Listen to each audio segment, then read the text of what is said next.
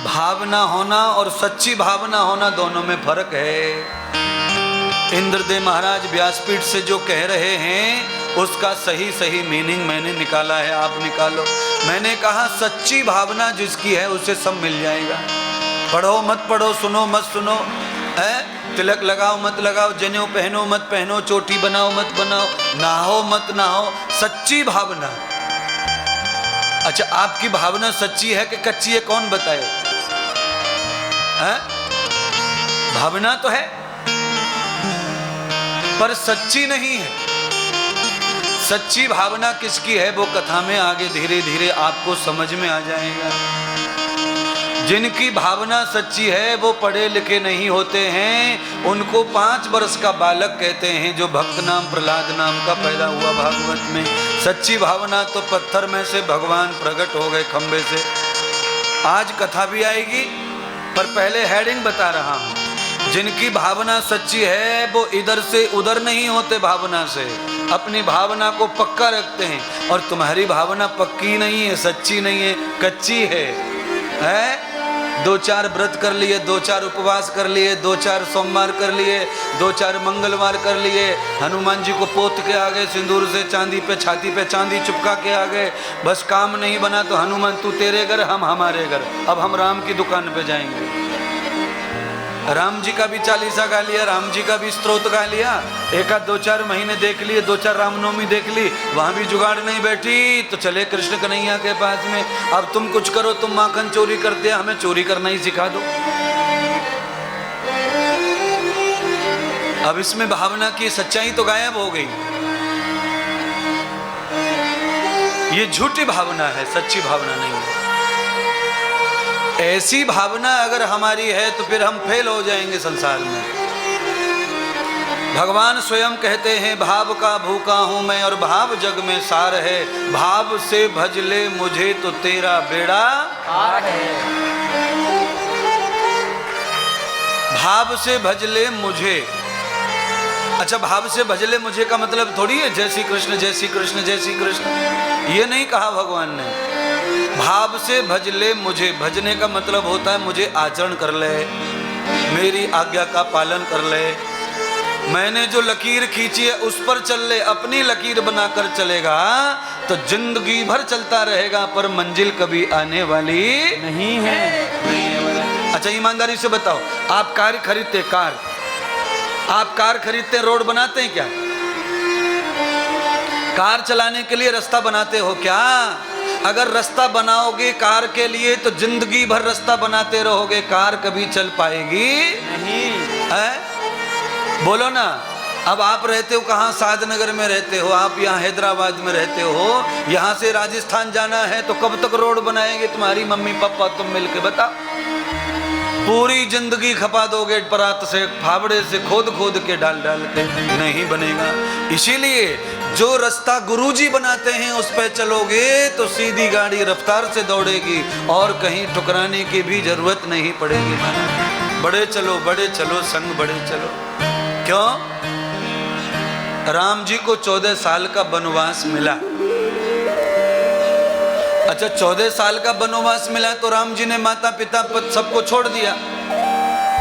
तो अब जरा समझो तो सही, राम जी को 14 साल का वनवास मिला, मतलब विपत्ति में पड़ गए, संकट में पड़ गए, घर बार द्वार पति पत्नी सब दूर हो गए। मान लीजिए पत्नी साथ में तो है पर पास में कुछ नहीं साधन, केवल भावना से शरीर से साथ है। पर जहां जहां जरूरत पड़ेगी मार्ग में खाने की, पीने की, कपड़े की, लत्ते की, सामान कुछ नहीं है और 14 वर्ष बिताना है तो कहां गए नारद जी के? कहां गए? संत के पास गए राम जी। भगवान भी आपत्ति में संत के पास, भरद्वाज ऋषि के पास पहुंच गए शाम तक। और वहां जाकर राम जी ने संत के चरणों में बैठकर सत्संग किया। संत समागम करते हुए राम जी को यह पता चला कि भरद्वाज ऋषि से ही रास्ता मिलेगा सही, आगे कैसे विपत्ति में निकलेंगे महाराज। तो भरद्वाज ऋषि ने रास्ता बनाया उस पे राम चले तो राम का सफल 14 वर्ष का वनवास हो गया और आगे चल के राम राजा भी बन गए, हमारे देवता बन गए, विराजमान हो गए और हम आज तक पूजा कर रहे हैं राम जी की। बोलो, वनवास में जो राम घूम रहे थे उसकी कोई पूजा मंदिर में करता हो तो मेरा चैलेंज है। सारी दुनिया में जितने मंदिर बने सब राज दरबार के बने हैं, पर वनवास का एक भी मंदिर किसी ने बनाया नहीं। हाँ, इसका मतलब है कि भगवान को भी लोग तभी पूजते हैं जब उस पर कुछ हो।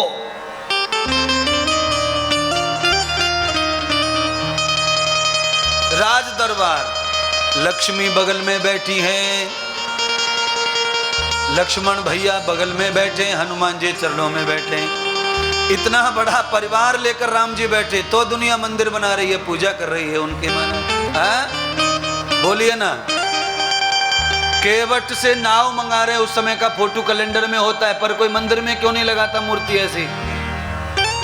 क्या करेंगे? बेचारा खुद राम जी खड़े परेशान है नाव पार करने को, केवट को मना रहे। ऐसे भगवान की पूजा करके हमें क्या मिलेगा? ऐसी भक्ति है तुम्हारी। हरे भरे संसार को तुम पसंद करते हो, उजड़ा हुआ सूखा संसार प्रिय नहीं है। यही मैं बताना चाहता हूँ। आगे चल करके तुम्हारे जीवन में जो उजड़ापन आने वाला है, आगे चल के तुम्हारे जीवन में जो शमशान होने वाला है, आगे चल के तुम्हारे जीवन में राजा परीक्षित की तरह आपत्ति आने वाली है, संत से टकरा करके जो दुख आते हैं, जो क्लेश आते हैं, वो अधीत होते हैं, उन्हें छुड़ाना कठिन है। भगवान भी नहीं छुड़ाते, एक संत ही आएंगे तो ही तुम्हें प्रेम मिलेगा, तो ही तुम्हारा कल्याण मिलेगा, गति होगी। राम भी विपत्ति के बाद संत के गुरु जी के पास पहुंचे, राजा परीक्षित भी संकट में गुरु जी के पास पहुंचे, संतों के पास पहुंचे। बहुत सारे संतों के पास गए थे पर सब संतों ने मार्ग नहीं बताया, क्योंकि ईमानदारी यह है कि सारे महात्मा संतों के पास में मार्ग होता भी नहीं है महाराज बताने के लिए। वो साधु तो बने भजन के लिए, पर उनको भी मार्ग नहीं सूझ रहा है कि वो जाएं तो जाएं कौन से रास्ते। इसीलिए कुछ महात्मा ही ऐसे हैं जो सही मार्ग हमें आगे तक ले जाएंगे। इसीलिए भागवत के द्वारा आपको समझाते हुए मैं कह रहा हूं, संतों के द्वारा, सही महात्माओं के द्वारा लकीर जो बनती है उस पर जो चलते हैं वो निडर होकर चलते हैं, स्वतंत्र होकर, स्वच्छ होकर चलते हैं, और उनको मार्ग मिलता है तो मंजिल भी मिल जाती है। कब मार्ग बनाएंगे, कब चलेंगे, कब मंजिल, ये तो जीवन यूं ही चला जाएगा। इसीलिए 2 पंक्तियां मैंने गाई थी, काया कुटिया निराली जगत भर से, 84 लाख योनि तीनों लोकों में, पूरे जगत में कोई शरीर ऐसा नहीं है जिस शरीर से भगवत भक्ति की जाए, कथा श्रवण की जाए। एक ही शरीर ऐसा है जिससे संसार समझा जा सकता है, और वो मनुष्य का शरीर है। आज राजा परीक्षित ने 3 प्रश्न कर दिए गुरुजी से, जो मैंने अभी सुना दिया आपको। पहला प्रश्न ये किया कि ऐसा संसार क्यों बनाया जिसका सार ही नहीं है। दूसरा प्रश्न ये किया कि जिसमें दुख ही दुख है, ऐसा संसार क्यों बनाया है। चारों तरफ आदमी स्वार्थ में घूम रहा है, ऐसे संसार को क्यों बनाया। परमात्मा जिसकी आप दुहाई, जिसकी आप जय जयकार करते हैं, वो तो निश्चित परमात्मा निर्द्वंद है, पर द्वंद्व वाला संसार उन्होंने क्यों बनाया। तो भगवान सद्गुरु सुखदेव राजा परीक्षित को जवाब देते हैं, उत्तर देते हैं, ज्ञान देते हैं, उनकी बुद्धि का समाधान करते हैं, प्रश्न का उत्तर देते हैं। तो भगवान कहते हैं, तद धर्मो जीव कर्मण्य कर्मण्य फलश्रुति ही। संसार बनाने की जरूरत भगवान को पड़ती कब है, जब हमारे कर्मों का फल हमें भगवान देते हैं, तो भगवान संसार की रचना करते हैं। हमारे लिए ही भगवान ने संसार की रचना की। भगवान को संसार अपने लिए बनाने की जरूरत नहीं है।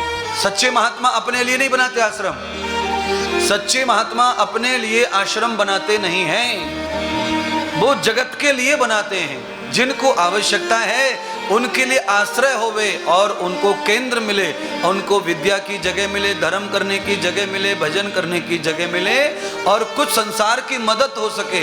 इसीलिए साधु भी जो सच्चे हैं तभी आश्रम बनाते हैं, वो अपने भोग के लिए आश्रम नहीं बनाते सच्चे साधु, ये ध्यान रखो। तो भगवान ने अपने भोग के लिए संसार नहीं बनाया, भगवान तो सच्चे हैं, उन्होंने हमारे लिए संसार बनाया है, हम अपने कर्मों का भोग भोग सकें, इसीलिए भगवान ने संसार की रचना की। कैसे संसार बनाया?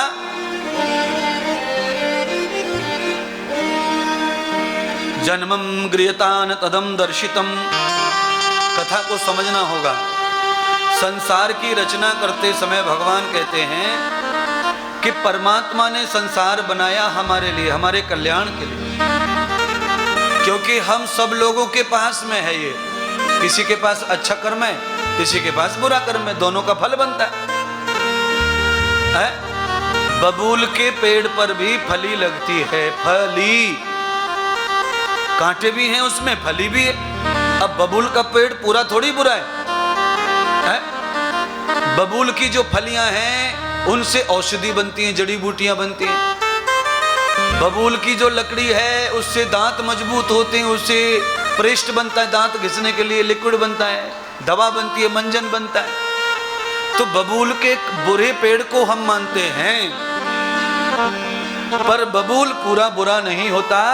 पर बबूल जैसे दोषी पेड़ में से अच्छाई वो ही निकाल सकते हैं जो ज्ञानी होंगे, जो होशियार होंगे। सबको तो उसमें कांटे ही दिखाई पड़ेंगे, अज्ञानियों को कांटा लगेगा और ज्ञानी उसमें से भी गुण निकालकर समाज की सेवा कर लेते हैं। बोलिए, मैंने बताया ये आपको, और आप सब जानते हैं कि लोग दातुन करते बबूल की। आप ये भी जानते हैं बबूल नाम का एक पेस्ट भी दुकान पे बिकता है, आप सब जानते हैं, पर समय पर आपको याद नहीं आता, वो मुझे याद आता है और मैं बताकर आपको याद करवाता रहता हूँ। संसार में बुराई है, पर बुराई में भी कुछ अच्छाई छुपी रहती, पर उस अच्छाई को निकालेगा कौन? सदगुरु के बगैर बुरे से अच्छाई भी प्रकट होती नहीं है। अच्छा बोलिए, आप सब लोग सोने का काम करते हैं, पर आप कैसा काम करते हैं? सोना कहीं से दुकान से ही लाते हैं, दुकान पे ही बेचते, बस हो गया। पर सोना निकलता जहां से है वो जमीन पूरी काली होती है, काली। जहां कोयला निकलता वही सोना निकलता। अब कोयला तो काला होता है और सोना भी काला ही होता है जब खदान में से निकलता है, पर जब उसे अग्नि में डालकर तपाते हैं तब वो अपने असली रूप में आ जाता है और उसका नकली रूप भस्म हो जाता है, जल जाता है। तो जब तक आप सत्संग की अग्नि में आकर नहीं बैठोगे और ज्ञान की आग से नहीं तपोगे, गुरु मंत्र की लकड़ी चूल्हे में नहीं लगाओगे, तब तक आप असली इंसान बनने वाले नहीं है। महाराज समझ गए? भगवान सदगुरु सुखदेव जी ने राजा परीक्षित को कहा कि संसार भगवान ने हमारे कल्याण के लिए बनाया है। बोलिए, इसमें से एक भी व्यक्ति ऐसा नहीं है जो घर अपने लिए बनाता हो, बच्चों के लिए नाम लेके बनाता है। भाई बच्चों के लिए बनाना पड़ता है? किसी भी पिताजी को देख लो, वो यही कहता है कि बच्चा शादी को बाकी है, बेटी शादी को बाकी है, घर तो होना। यानी कि शादी के टेंशन में घर बनाया जा रहा है, रहने के लिए घर नहीं, शादी होगी तो घर चाहिए। अच्छा, हम लड़का देखते हैं, पर लड़के के पास घर है कि नहीं वो भी तो देखते हैं ना। लड़के शादी कर देंगे, शादी किससे कर दें? लड़के को शादी कर दें, पर रहने का तो ठिकाना चाहिए।